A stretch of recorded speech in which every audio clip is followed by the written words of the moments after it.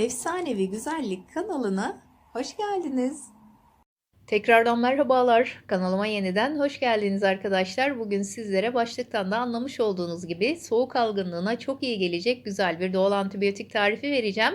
Hazırlayacağımız bu tarif grip, öksürük, balgam gibi şikayetlerimizi giderdiği gibi bağışıklık sistemimizi de güçlendirecektir. Bu tarifte kullandığımız bütün malzemelerin doğal antibiyotik özelliği var. Sözü çok uzatmadan ben hemen hazırlamaya başlayayım. Şöyle 2 tatlı kaşığı balı bardağa ilave edeceğim.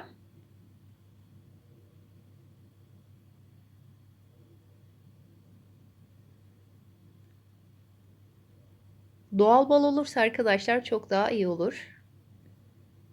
Üzerine de yine aynı şekilde 2 tatlı kaşığı elma sirkesini ilave edeceğim.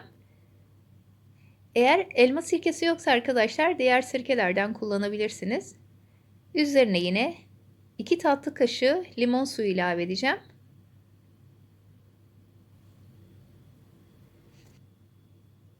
Bunu bir miktar bu şekilde karıştıracağım. İyice birbiriyle özleşsin. Arkadaşlar kendinizi şöyle halsiz ve yorgun hissettiğinizde, hafif öksürük başladığında veya boğaz ağrısı veya hafif boğazınızda kaşıntı başladığı an bu tarifi yapıp içmenizi tavsiye ediyorum. Yapıp kullandığınızda zaten 1 saatin içerisinde etkisini göreceksinizdir. Gelmiş olan hastalığı bu tarifle geri göndereceğiz. Şimdi üzerine de yarım çay kaşığından biraz daha az tarçın ilave ettim. Şimdi bunu yine bir miktar daha karıştıracağım.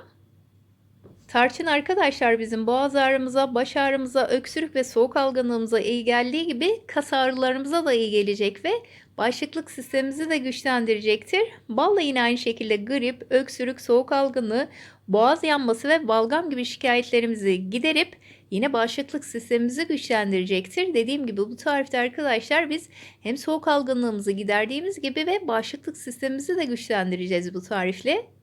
Şimdi üzerine oda sıcaklığında su ilave edeceğim.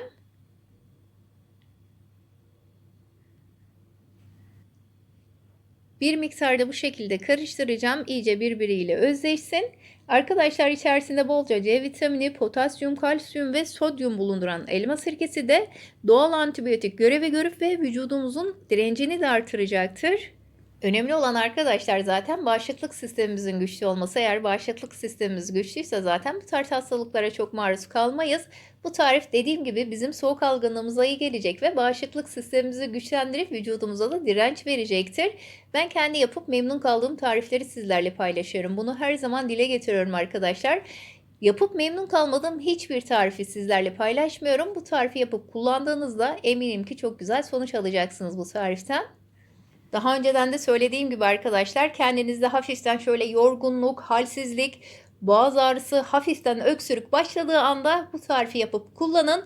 1 saatin içerisinde emin olun ki hastalığı geri göndermiş ve eski sağlığınıza kavuşmuş olacaksınızdır.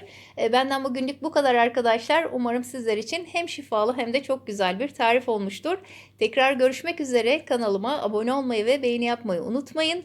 Arkadaşlar beni Instagram ve Facebook hesaplarımdan da takip edebilirsiniz. Yeni videolarımdan da haberdar olmak için lütfen zil bildirimini açmayı unutmayın. Sizleri çok ama çok seviyorum. Allah'a emanet olun.